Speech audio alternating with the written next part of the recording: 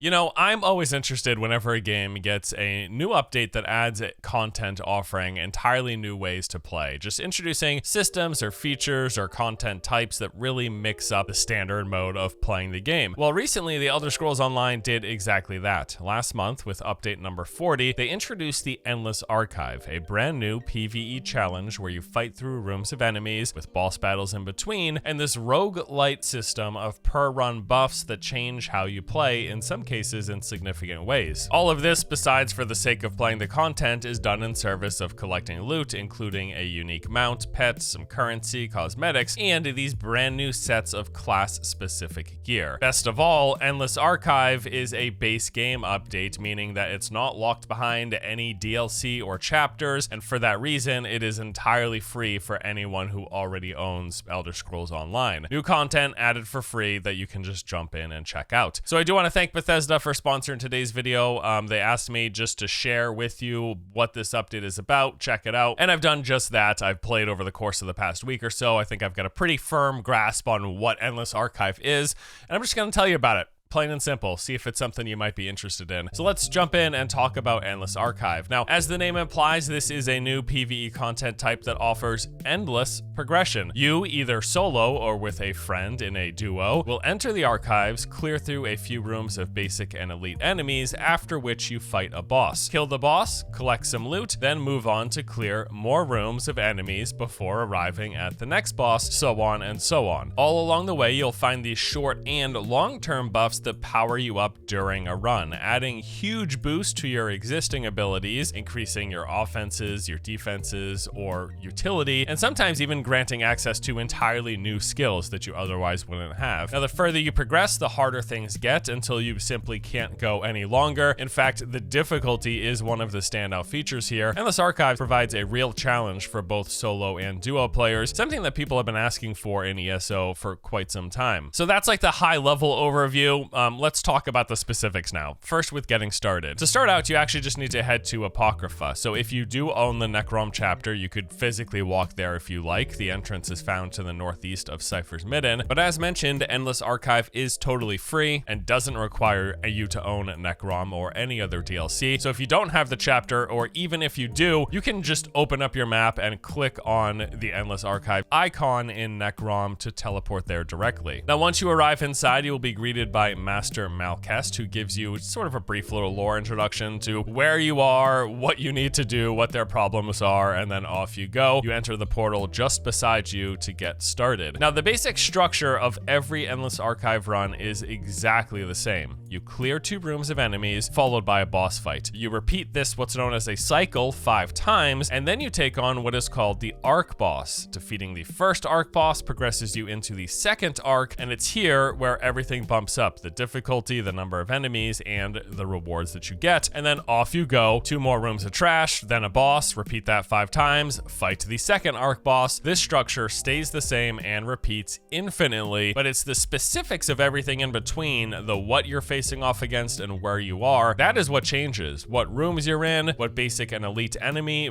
compositions you'll come up against, and which bosses of the over 65 they have in this pool that you'll have to defeat in order to move forward. And it's really that mixing and matching of the different enemies and bosses that you fight that keep every run feeling quite fresh. So starting with the enemies, each one of the trash pack rooms will consist of some random assortment of enemies pulled from seemingly anywhere in the game. You'll see humans, undead, skeletons, ghosts, spiders, bats, vampires, elementals, Spriggan, goblins, you name it. If you have seen it in ESO, odds are it'll show up somewhere here in Endless Archive. Each room you enter will actually summon 3 separate packs of some assortment of any of these enemies for you to clear, and then as you progress and you move forward through these cycles and through the arcs, you'll start seeing larger groups, more enemies thrown in, and just more difficulty all around. And then just like the enemies, bosses pull from a massive pool of those found in the rest of the game. There are over 65 bosses in total that you'll encounter on any given Endless Archive run. These are made up of a combination of existing dungeon, world, and trial bosses. At the end of each cycle, after clearing those 2 rooms of trash, like I mentioned, you will face off against one random boss that is pulled from that pool of, I think it's like 66 or 67 total, but yeah, somewhere north of 65. And what's really neat about this is that in most cases, these bosses will actually have the same or very similar mechanics to the the original encounter. So if you've come across a boss that you fought already in one of the game's dungeons or out in the world or whatever, you're gonna have a bit of an advantage because you'll have a rough idea of how that boss encounter goes. On the other hand, even if you come across a boss that you've never seen, which was definitely the case while I was running through Endless Archive, it basically gives you an opportunity to learn the fight. And that way, if you do play more and you start going out and checking out other parts of the game and fighting bosses elsewhere, you might go into some of these other fights learning about these bosses from seeing them in Endless Archives. And then there is the Arc boss. Now this actually isn't random. It's the only boss fight that's not random. At the end of every arc, you fight off against Thoat Replicanum. This is basically the head boss of Endless Archives. At the start, you're just fighting the one boss itself, and it gets more challenging in every additional arc, as not only does the boss's health and damage get bumped up, but then also they add additional phases and additional bosses for you to fight simultaneously, and that ramp up in difficulty continues with each arc until you're eventually fighting 4 bosses in a single encounter, and it is hard. It is very hard, and that just brings me to the overall difficulty of Endless Archive in general. This is quite the challenge that they've added to the game. Unlike other instanced PvE content, the Endless Archive, for one, isn't broken up into that multi-2 difficulty tiers of normal and veteran. Instead, it just gets increasingly more challenging the further you progress, to the point where it eventually becomes some of the most difficult content available in the game. I would say especially for solo players. But yeah, if you've ever played Elder Scrolls Online, especially as a solo player, which is how I tend to play it most frequently,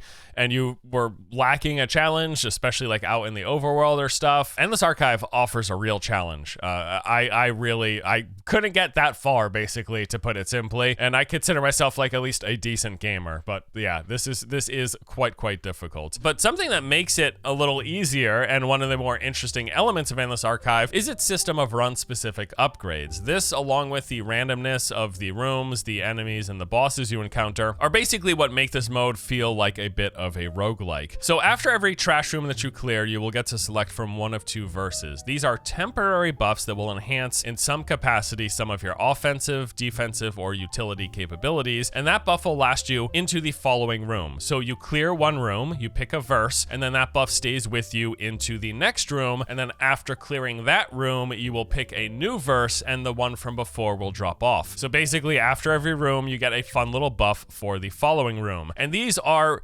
very strong in many cases, like Frenzied Zeal that will boost your light attack damage by 200% and grants a stacking buff adding more damage, or Archival Assault that increases all assault skills damage by 100%. Or there are things like Bountiful Resources, which will make you restore much more resources with heavy attacks. There's a ton of different resource focused ones as well that will restore your health, your magicka, and your stamina. Or there are things like Flame Aura, which will place a flame circle around you, dealing damage every second to anyone within its range. Or Fire Orb that will place an orb on the ground, and you touch it, it creates a tether between you two, and then anything in between that tether from you and the orb takes a ton of damage. Or there are things like Reactive Curse, which makes it so that whenever you block an attack, it puts a curse on the attacker. Or Mighty Bash, where bashing an enemy who's casting a spell not only interrupts them, it will also stun them for a few seconds and then trigger a massive AoE explosion that in most cases, at least in my earlier runs, was clearing entire rooms. I mean, these verses are very strong, but it's for that reason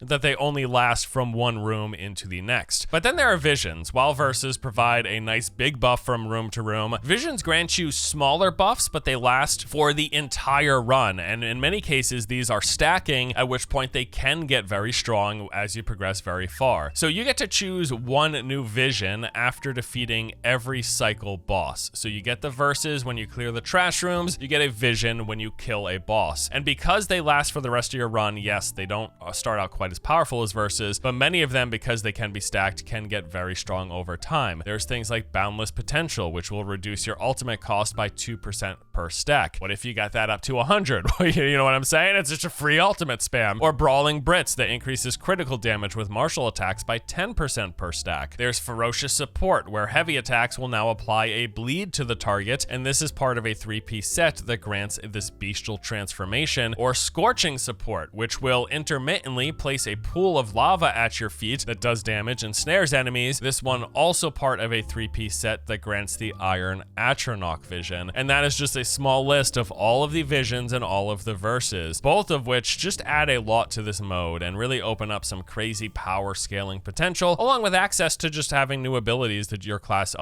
otherwise wouldn't have. Now, periodically, as you're going through this process of clearing rooms of trash, fighting a boss, getting those upgrades of the verses and visions along the way, occasionally you're going to come across what's known as the Portal to the Unknown. These offer either a combat encounter, a puzzle to solve, or some sort of mini game for you to complete that, if successful, will grant you an extra loot chest and also a bonus verse upgrade for your following room. Some of the ones that I've seen included a tough duel against a single opponent. They were like summoning up tentacles and shooting all sorts of laser beams and stuff. There was one that transforms you into this floating squid, and then you have to hunt down these books, and if you do that, you get a chest and an extra verse. Or there was one that transformed me into a goat, where I was running away from some butcher or something, trying to consume food until I had enough where I could fight back and take them out. The Portal to the Unknown is just a further mixing things up from the standard formula of trash boss, trash boss, 5 times arc boss. This mixes it up some more, and frankly, I'd like to see more things like this, more potential outcomes when entering the Portal to the Unknown,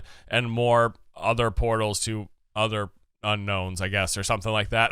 Now, like many other roguelites, Endless Archive does have a fail state. This comes in the form of threads. Basically, you start each run with 3 threads, and if you die, you lose a thread. No more threads equals end of run. So you can acquire some extra threads occasionally, but it's very rare. In most cases, if you die 3 times, the run is over, and that is part of the roguelike. You're trying to push as far as you can without dying. That's a big feature of roguelike systems, mechanics, and modes. Now, as mentioned at the top, you can play this solo or with a single other person as a duo. You're also able to bring an NPC companion with you, although personally, I just don't care much for companions, so when I've run it solo, I've just been actually solo doing it myself. And playing into this solo and duo split is the fact that there are leaderboards. Simply put, the further you progress through more stages, cycles, and arcs, the higher your score is going to be. There are separate leaderboards for both solo and duo because, as mentioned, duos do have an advantage as there seems to be no difficulty scaling based on group size, so groups of 2 are likely to progress further. As you progress through the Endless Archives, you will be occasionally, especially when you open up those loot chests, you're going to be awarded what is called archival fortunes. These can be spent at 1 or 2 merchants that are found right near the entrance to the Endless Archives. There is Filer Ool, who sells this rotating stock of items like treasure maps, cosmetics, companion equipment, and a few other useful things. And then there is Filer Tezzerus, who sells furnishings, gear sets, crafting mats, and additional permanent upgrades, 1 extra thread, so basically 1 extra life for every run. You can buy something that increases permanently your movement speed whenever you're in Endless Archives, or there are ones that improve either the strength of the verses and visions you find, but also ones that give you access to a 3rd choice of verses and visions whenever you come across one. Both of those pretty significantly huge. Having more choice options from the pool means you're more likely to get a setup that you really like. So overall, having played this for the past week, I want to share a few thoughts on it. For what I like, first of all, it's very challenging, and as you might know, if you followed ESO or played ESO over the years, lack of difficulty is a common complaint, especially for solo players. Lack of difficult content and challenge. This certainly provides a lot of that. I really like the roguelike elements. The random buffs that you can pick up are really cool. The random boss fights that pull from all over the game. I've seen a bunch of bosses that I'd never seen before. I like that quite a lot. That was a lot of fun. And I also just like the fact that this is just free. It's a free update. It's part of the base game. It does not require anyone to purchase DLC, to have ESO Plus, to purchase any chapters. No, it's just, if you have ESO, you can just jump in and play this. I really like that. Some points of improvements, things I'd like to see more added to this in the future or whatever. I would love more biome diversity, although they do mix things up quite a bit with the enemies and bosses you fight. A lot of times as you're going through, it's like you're in the same spaces over and over again. I would love to see this mixed up more. ESO is such a wide, diverse biome potential. There's so many different areas and landscapes and environments that they could pull from. I know this is set in Apocrypha, and it's all part of the Endless Archives things with stacks of books and all this stuff and green colors everywhere, but I would love to see them mix this up. It's just some visual diversity in the environments a bit. That'd be great. I would also just love to see them go crazier with the buffs and stuff, you know, given this is a PvE focus mode. Add some more over the top ridiculous verses and visions that just, it would just make it really, really fun. And then lastly, my biggest point of improvement, something that I personally would love to see, is save progress. As of now, there isn't one. So obviously if you die 3 times, that ends a run, but but also if you leave, that ends a run. There's no way to save how far you've progressed. And I've heard runs taking some players upwards of 12 hours as they're pushing higher and higher. That is a long time to commit straight away without any way to like checkpoint or save your progress. So that would be another point of improvement that I would love to see. But overall, it's pretty cool. I like that this again is a free update. I like that it adds brand new content to the game, a new way to play. I love roguelike systems, and this is exactly that. Overall, I have enjoyed it. If you are interested in checking out ESO's Endless Archives, there'll be a link in the description below. Go ahead and give it a look. But that's going to do it for me today. Thank you for watching. Hope you enjoyed. I'll see you next time.